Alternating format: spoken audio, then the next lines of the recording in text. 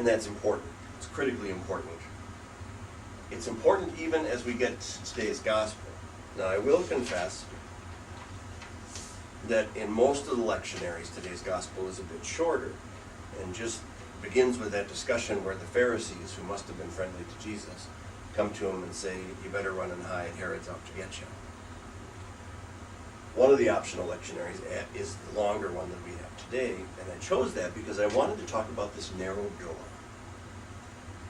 And there's many images that you can apply to the narrow door, and there's many meanings that have been attributed to it.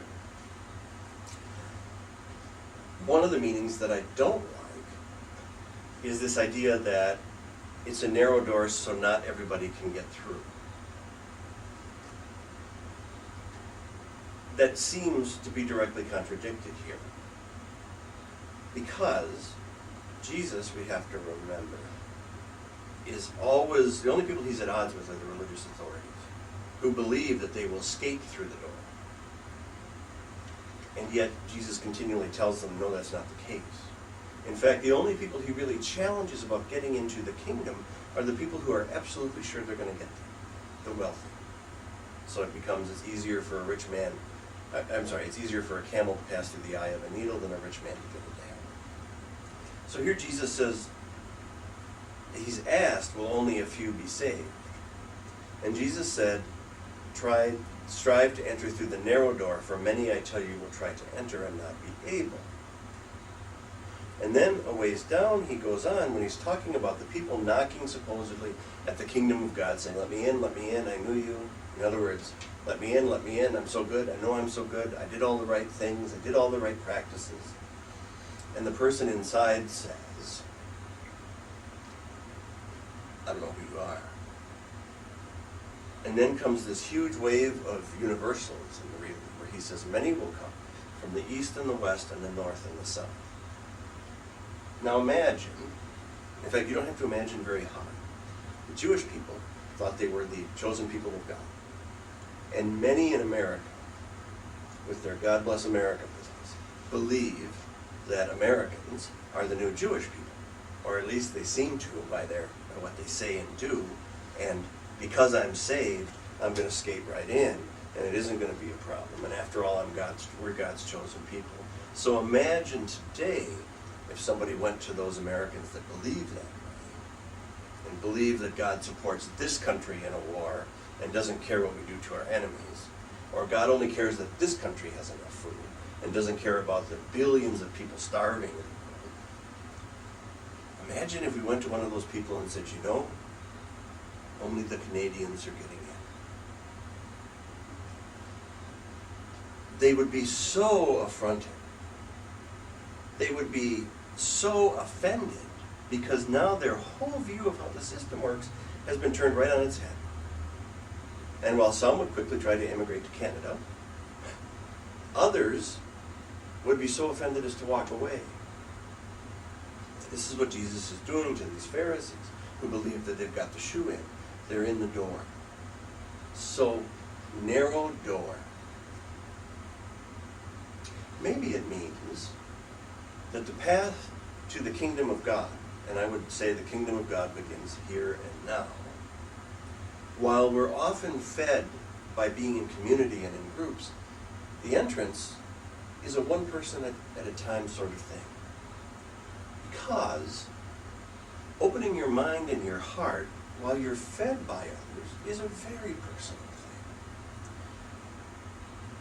Doing the difficult and yet, ironically at the same time, very simple work of opening oneself to God, of living a compassionate life, of living a life that is loving and giving rather than taking.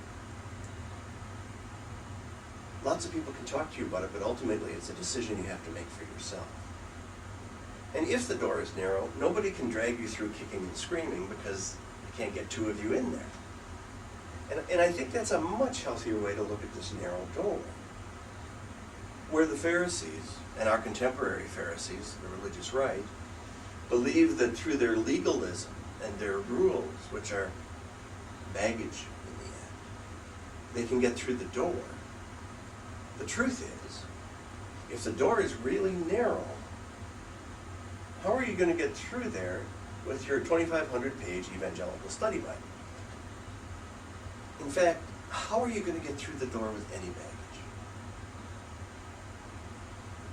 Institutional religion serves some people very well, and that's great.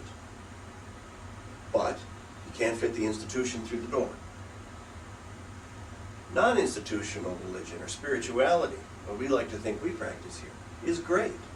But ultimately, all those images, all those helps, all those systems, all those theological formulations, all of it, while it helps get you ready to go through the door, won't fit through the door with you. To get through the door to the kingdom, right now, is to see God on the other side, plainly, clearly, absolutely nakedly, and go through. It requires a leaving behind of everything that's old, and old being defined as everything but this present moment, and stepping through.